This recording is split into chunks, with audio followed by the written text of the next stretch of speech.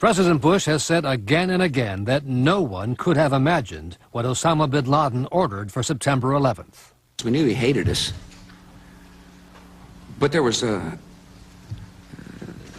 nobody in our government, at least, and I don't think the prior government, that could envision flying airplanes into buildings on such a massive scale. But that turns out there were not to be people in true. the United States who actually were preparing to defend against the kind of attacks which occurred here on 9/11. The North American Aerospace Defense Command, NORAD for short, has been defending the skies over the U.S. and Canada for almost 50 years, 46 to be precise. USA Today reports that in the 2 years before the attacks on September the 11th, NORAD conducted exercises using hijacked airliners as weapons. And one target was the World Trade Center. I don't think anybody could have predicted that these people would take an airplane and slam it into the World Trade Center, take another one and slam it into the Pentagon. Well, let's start, for example, with September 12th, 1994. A Cessna 150L crashed into the south lawn of the White House, barely missing the building and killing the pilot. Similarly, in December of 1994, an Algerian armed Islamic group of terrorists hijacked an Air France flight in Algiers and threatened to crash it into the Eiffel Tower. In October of 1996, the intelligence community obtained information regarding an Iranian plot to hijack a Japanese plane over Israel and crash it into Tel Aviv.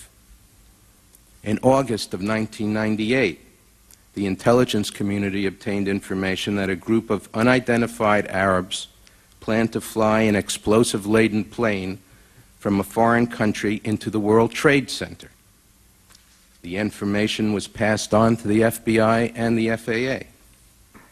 In September of 1998, the intelligence community obtained information that Osama bin Laden's next operation could possibly involve flying an aircraft loaded with explosives into a U.S. airport and detonating it.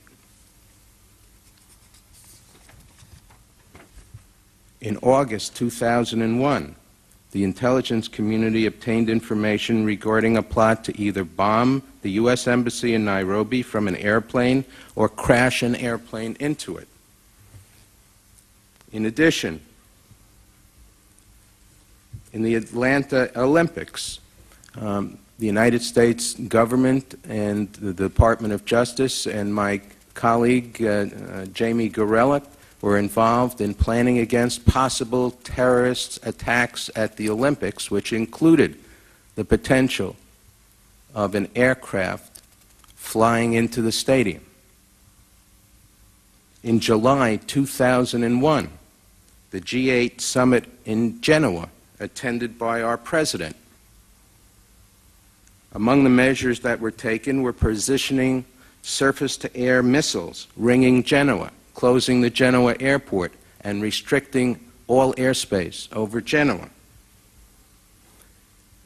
Was not this information, sir, available to NORAD as of September 11th, 2001? A report in 1994 predicted this kind of event as well. Counterterrorism forecaster Marvin Citron authored a report in 1994 for the Department of Defense, warning of Washington's vulnerability to terrorist attack. We predicted a plane could have crashed into the Pentagon. That's about as specific as you can be. If you made a right turn at the Washington Monument, you could hit the Pentagon. A left turn, you could hit the White House. In 1999, NORAD conducted exercises where hijacked airliners were flown into the World Trade Center and the Pentagon. On October 24, 2000, the Pentagon conducted a massive training exercise called Moscow, where they simulated a Boeing 757 crashing into the building. In June of 2001, 3 months before 9/11, a report was presented with 9/11-like events foreseen. Pentagon is just one more Washington office building. That's all it is. It's not a fortress. Noel Cook is a former Pentagon counterterrorism chief.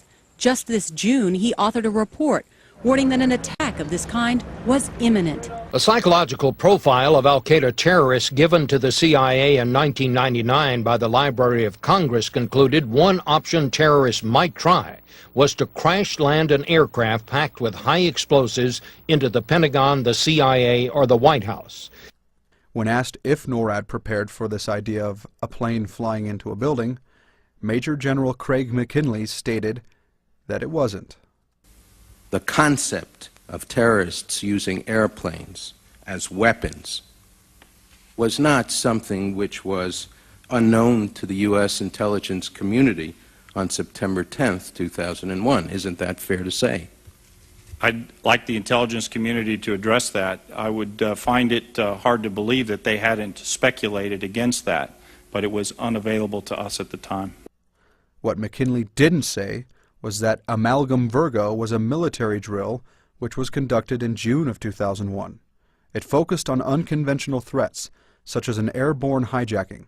In the drill, a hijacked airliner would be crashed into the Capitol building. Another part of the exercise involved two planes with actual pilots on the flight deck, and FBI agents would communicate to the plane's staff beforehand, and they would perform a live-fly hijack exercise where they would partake in a drill to test interceptor response times, as interceptions were standard protocol for hijacked planes long before 9/11. This part of the war game was supposedly not executed in June of 2001, but did appear in the drill's description. On the cover of the war games document, Osama bin Laden. But we had not postured prior to September 11, 2001 for the scenario that took place that day. Now Major General Craig McKinley has stated twice that they did not prepare for such an event as 9/11. Scenario, but isn't it a fact, sir, that prior to September 11, 2001, NORAD had already in the works plans to simulate in an exercise a simultaneous hijacking of two planes in the United States? No one admits to the drill. Scott, do you have any data on that? I'm not aware of that, sir. I was not present at the time. Until that was Operation Amalgam Commissioner Ben Virgo. Veniste mentions the drill by name. Specifically, Operation Amalgam Virgo, which I was involved in before I retired,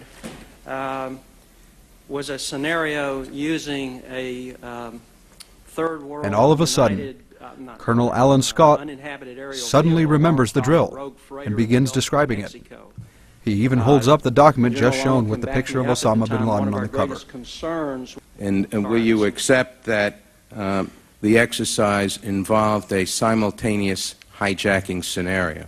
I was not involved in 02. Sir, I do have some information on 02. And now Major General Craig McKinley all of a sudden has an official statement about the drill that he just denied even took place 3 times. Peacetime and contingency NORAD missions. U.S. military planners did envision and practice those very scenarios. As reported by USA Today, the North American Aerospace Defense Command, NORAD, conducted exercises with fighter jets, simulating hijacked planes flown into the World Trade Center in the 2 years before the attacks. There are a lot of good people throughout the bureaucracy that were worried, were thinking about it, were trying to think outside the box. Pentagon planners also envisioned the attack on the Pentagon 5 months before it happened. According to this April 2001 Pentagon email, Air Force officials wanted a war game, having a terrorist group hijack a commercial airline and fly it into the Pentagon. The email was obtained by the nonprofit group Project for Government Oversight. The people who gave it to us were clearly concerned for some period of time that this kind of event could happen.